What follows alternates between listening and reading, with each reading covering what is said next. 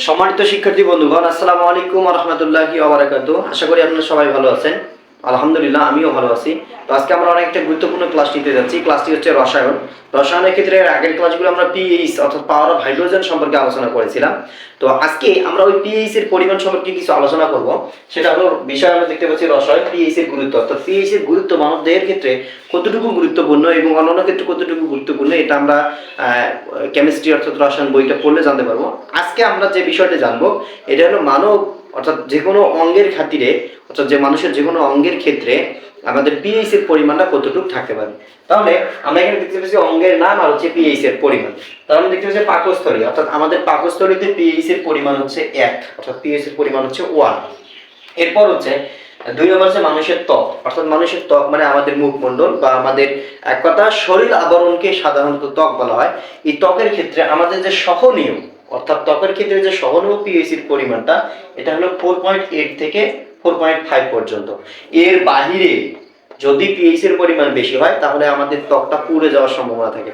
আমরা যে ক্রিমগুলো ব্যবহার করি, এই ক্রিমের মধ্যে কিন্তু পিএইচ এর পরিমাণ দেওয়া থাকে 4.8 থেকে 4.5 পর্যন্ত। এটা আমরা যে কোনো ক্রিম বা যে কোনো তেল বা যে কোনো কসমেটিক্স জাতীয় জিনিস কিনতে গেলে এটা আমাদেরকে দেখে নিতে হবে। যদি আমাদের এই যে মানুষের ত্বকের এইটার পরিমাণের চেয়ে বেশি হয় তাহলে আমাদের ত্বক পুড়ে যাওয়ার বা ত্বক নষ্ট হয়ে যাওয়ার সম্ভাবনা থাকে। এরপর আমরা দেখতেছি মূত্র, অর্থাৎ আমরা যে মূত্র ত্যাগ করি, অতিরিক্ত পানি যে দেহ থেকে বের করে দেই, এই মূত্রের মধ্যে পিএইচ এর পরিমাণ থাকে হলো 6।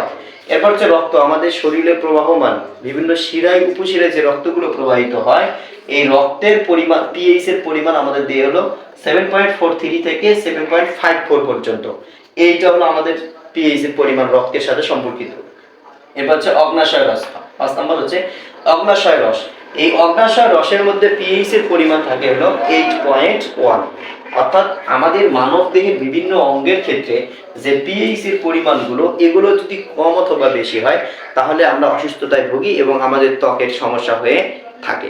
তো আশা করি আপনারা সকলেই ক্লাসটি বুঝতে পেরেছেন। ভালো লাগলে লাইক, কমেন্ট, শেয়ার এবং ফেসবুক পেজগুলো ফলো করবেন এবং ইউটিউব চ্যানেলটি সাবস্ক্রাইব করবেন। আপনাদের মতামতগুলো কমেন্টের মাধ্যমে জানাবেন। আসসালামু আলাইকুম ওয়া রাহমাতুল্লাহি ওয়া বারাকাতুহু।